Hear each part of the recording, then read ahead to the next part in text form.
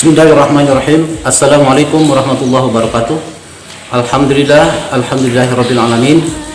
Ketemu lagi kita pada video kali ini.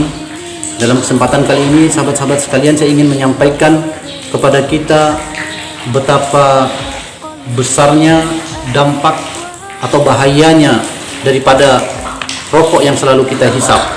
Oke, saya persilakan kepada Mas Singgih untuk menanyakan kelanjutan dari pertanyaannya pada video yang pertama kali.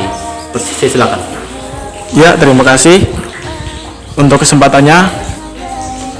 Ya, ini Pak, mengapa bahaya tsunami asap rokok jauh lebih besar daripada bahaya tsunami air laut? Dalam tulisan saya memang seperti itu. Kenapa saya mengatakan seperti itu? Karena jumlah korban dari yang disebabkan rokok ini begitu besar jumlahnya, karena berdasarkan fakta data yang bisa kita lihat bersama untuk tahun 2019 itu, fakta data mengatakan bahwa untuk Indonesia itu ada 500 orang yang mati setiap harinya yang diakibatkan oleh rokok. Kematian itu bisa disebabkan karena penyakit jantung, penyakit kanker, dan lain-lain. Oleh sebab itu, jika kita ibaratkan tsunami air laut itu hanya berapa kali terjadi dalam satu tahun, akan tetapi bahaya rokok yang menimbulkan kematian ini itu hampir setiap hari terjadi di Indonesia. Khususnya untuk Indonesia, 500 orang yang meninggal dunia setiap harinya. Berdasarkan data WHO, itu ada setiap 6,5 detik satu orang yang meninggal di seluruh dunia. Coba bayangkan jika dalam satu hari, berarti ada ribuan orang yang mati dalam satu hari. Jika kita melihat data-data dari WHO, mungkin itu bisa saya. Ada lagi? Kemudian, apakah bahayanya juga bisa berdampak pada orang yang tidak merokok? Dalam penemuan saya sebagai mantan perokok, apakah dampak rokok ini juga berbahaya bagi orang-orang yang tidak merokok? Yang selama ini kita dengar, dampak atau bahaya yang bisa menimpa orang-orang yang tidak merokok itu, kalau berdasarkan ilmu medis, itu mereka sebagai perokok pasif dan bisa terkena dampak dari asap yang mereka hirup. Akan tetapi dalam penemuan saya sungguh jauh berbeda dengan apa yang dikatakan oleh medis. Dalam penemuan saya sebagai mantan perokok, ternyata orang-orang yang tidak merokok dapat terkena dampak bahaya daripada rokok itu, bukan pada fisiknya, bukan hanya pada fisiknya, akan tetapi juga sangat berdampak pada hatinya atau pada batinnya. Kenapa? Karena setelah beberapa saat, ada 1 bulan saya sudah berhenti merokok, waktu itu terbesit dalam hati saya, merasa saya lebih suci, merasa hati saya ini lebih tinggi daripada orang-orang merokok. Akan tetapi bisikan hati seperti itu saya sadari dan cepat saya cegah dan saya jaga hati saya hingga saat ini. Jangan sampai sahabat-sahabat yang tidak merokok merasa hebat atau merasa lebih mulia daripada orang-orang merokok. Kenapa? Karena kita tidak tahu siapa yang mulia di antara kita. Kita tidak tahu. Dan sangat banyak orang-orang mulia, orang-orang yang benar-benar bersih hatinya itu tersembunyi, tidak ditahu orang. Oleh sebab itu, orang yang merokok itu bukan identik dengan hatinya yang kotor. Jangan sampai kita menghina mereka, jangan sampai kita menganggap remeh mereka. Justru setelah kita bisa berhenti merokok, hati kita semakin tawadu dan rendah hati kepada orang-orang yang merokok. Karena apa? Karena selalulah kita hadirkan dalam hati kita, jangan-jangan orang yang merokok ini jauh lebih mulia di pandangan Allah daripada kita yang tidak merokok. Oleh sebab itu, saya ajak kepada seluruh sahabat-sahabat yang tidak merokok, jaga hati kita. Kenapa? Karena salah satu cara iblis menghancurkan kita bukan hanya orang-orang merokok yang dihancurkan, tetapi orang-orang yang tidak merokok pun dihancurkannya. Dengan cara apa? Dirusakkannya hatinya, dihancurkannya hatinya, merasa lebih suci, dan mungkin ada yang merasa lebih tinggi atau merasa lebih benar daripada orang-orang yang merokok. Dan tahukah kita satu hal, bahwa tidak ada dalil satupun yang secara jelas mengatakan bahwa tidak ada perokok yang masuk ke dalam surga. Akan tetapi yang sangat jelas yang sudah kita tahu bahwa tidak ada orang yang sombong masuk ke dalam surga. Mungkin itu. Kapankah bangsa kita akan merdeka dari bahaya rokok? Negara kita Indonesia yang tercinta ini akan bisa selamat dari bahaya rokok ketika kita bisa bersatu,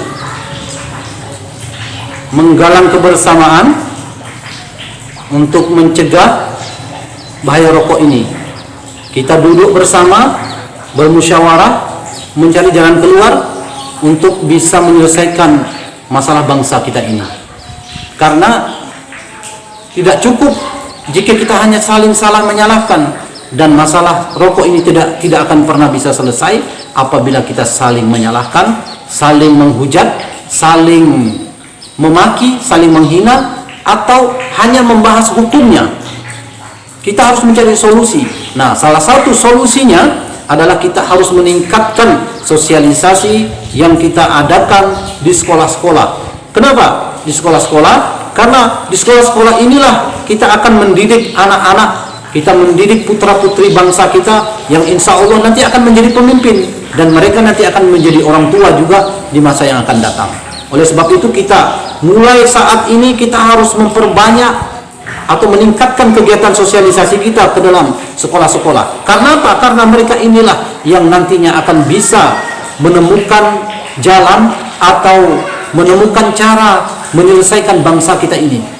Oleh sebab itu, saya ingatkan kepada semuanya, baik kepada para perokok atau kepada orang-orang yang tidak merokok, mari kita bergabung bersama-sama, duduk bersama, mencari solusi bagaimana agar bangsa kita ini bisa menemukan jalan keluar.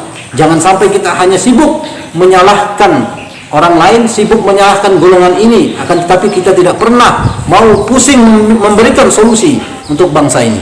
Mungkin itu.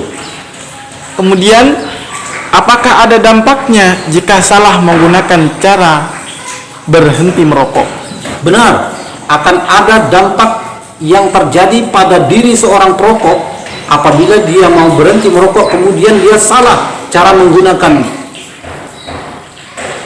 kiat-kiat berhenti merokok. Salah satu tanda bahwa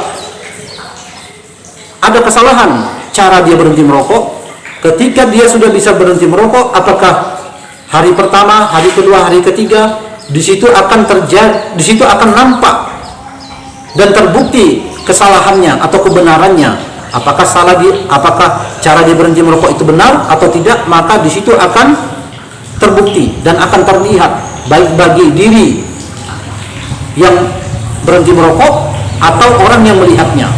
Sebelum kita berhenti merokok, kita itu tipe orangnya semangat bekerja, semangat belajar, semangat beribadah. Kenapa? Karena ada rokok yang jadi semangat dalam hidup kita, yang selalu bisa kita nikmati kapan aja kita mau.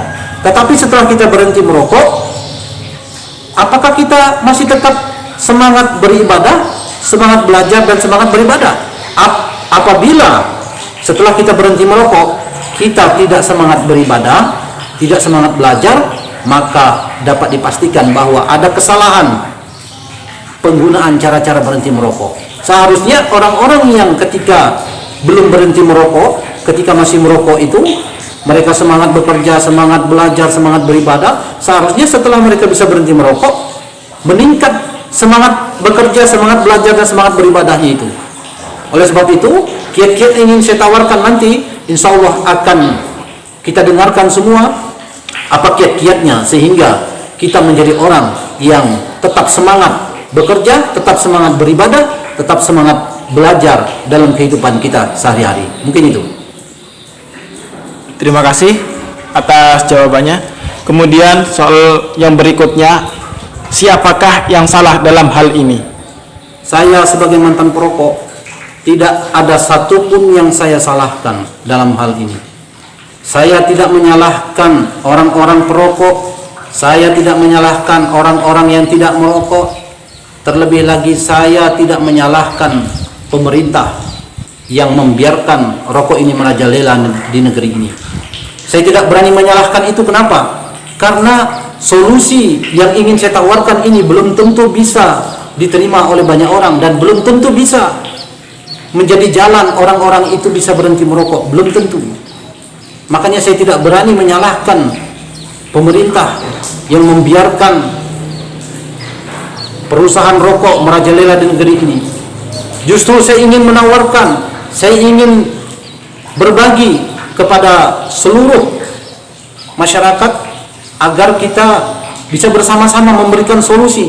Bukan hanya saya, mantan perokok, yang bisa memberikan solusi, akan tetapi saya yakin bahwa banyak juga mantan perokok yang lain yang ada di Indonesia ini. Tolong kita bangkit dan kita berikan solusi kepada pemerintah, kepada semuanya, agar kita bisa menemukan jalan keluar yang sedang terjadi pada bangsa kita saat ini.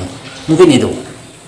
Oke, sekarang kita akhiri pertemuan kita saat ini. Mudah-mudahan Allah Subhanahu wa taala memberikan pertolongan kepada kita, memberikan pertolongan kepada bangsa kita. Amin. Insyaallah kita akan ditolong oleh Allah, bangsa kita akan ditolong oleh Allah.